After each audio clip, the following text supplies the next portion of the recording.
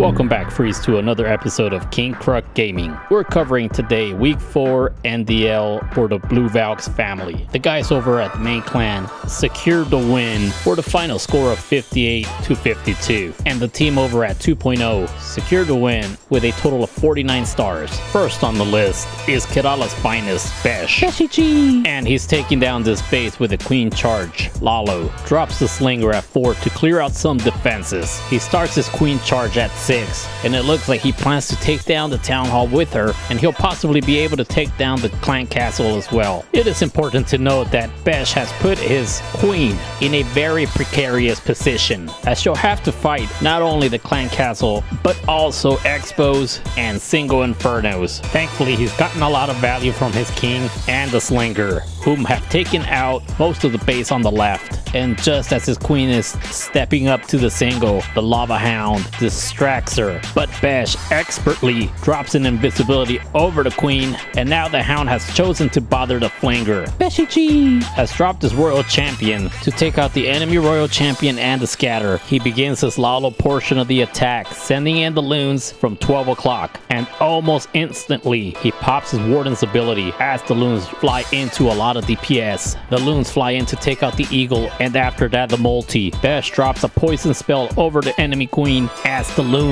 fly over the last remaining defenses. The rest is all cleanup as Besh gets the triple.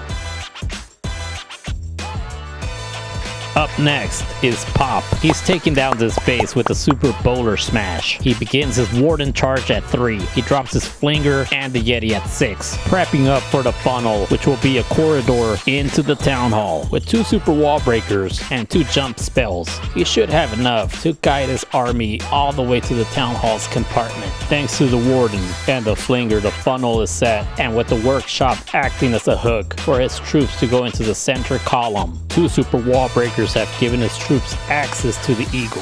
He's lured out the enemy CC. Pop's queen will take care of the hound, while his raged super bowlers are smashing their way nicely through the base. He needs to do something about both of the scatter shots at each end, and hope and pray that his healers stay on his super bowlers so they can continue to smash the defenses. Out of the flinger came a pack of blue Valks that took down the enemy queen, but they didn't have enough firepower to take down the scatter. However, his royal champion took down the scatter at 1:30, and his main army took down the town hall, and even though he still has to take care of the second scatter, it's all clean up from here on out, and Pop will get the triple.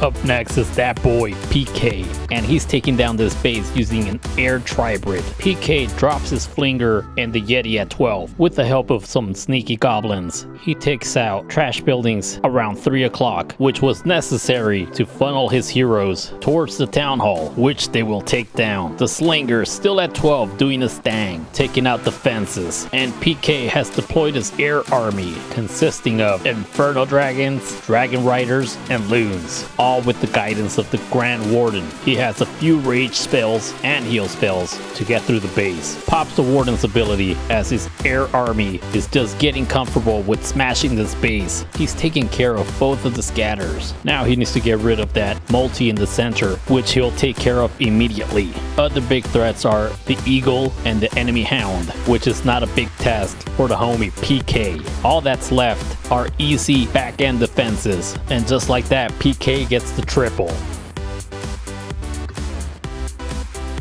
Up next, it's that boy Zine, and he's taking down this base with dragons, which he's gonna funnel thanks to the help of his E-Drag at 2 and his royals at 12. A very simple and sweet funnel because he's dropped his dragons already, and his horde of dragons are going nice and evenly into the base. Here comes the blimp. Dane is very impatient and wants to take down this base as soon as possible. Pops the Warden's ability in the middle of the base right as his dragons are coming into contact with the Inferno Towers. His CC has landed next to the Town Hall, drops an invisibility and 2 clone spells on the super minions as they clear out all of the defenses in the Town Hall. His dragons are still dealing with the multis, but they'll be able to take them down. He still has his royals abilities and he pops the kings. He drops his royal champion to take care of the back end defenses at 3. He needs to take care of the enemy royals and Grand Warden, which are guarding a scatter. Pretty scary stuff. But he's holding on to a free spell and has his queens and royal champion's ability. And what do you know? After taking down the enemy warden, his queen manages to use her brain cells and targets the scatter. And it's a short and simple cleanup as Zane gets the triple.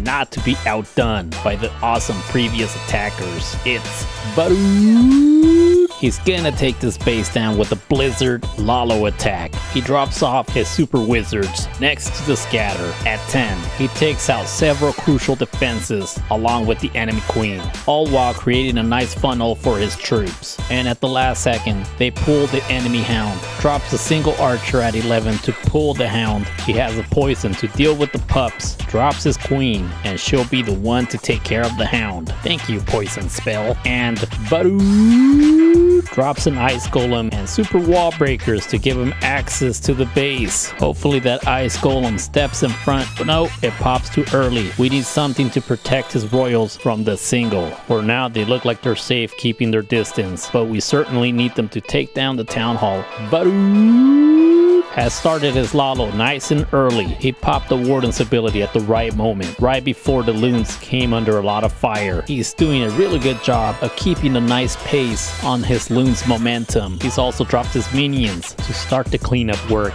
nice and early as we're coming up to the last defenses for the final blow. Baru secures the triple.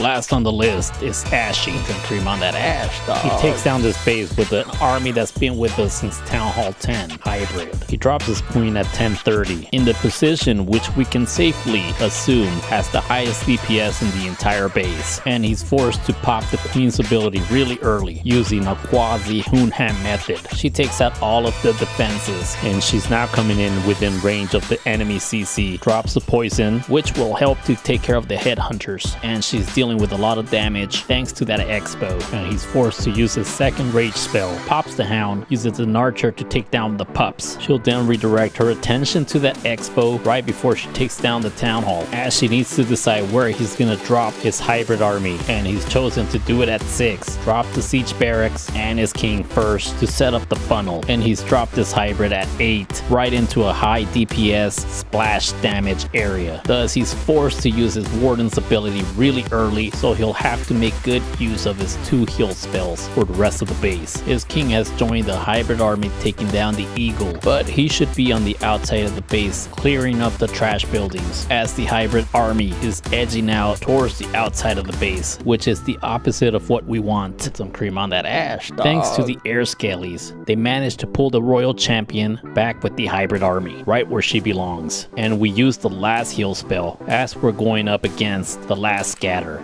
But Ashy still has the king and the royal champion's ability, as well as a lone invisibility spell. And just like that, this base is smashed. Ashy gets the triple. Awesome clashing, and I will see you freeze in the next one.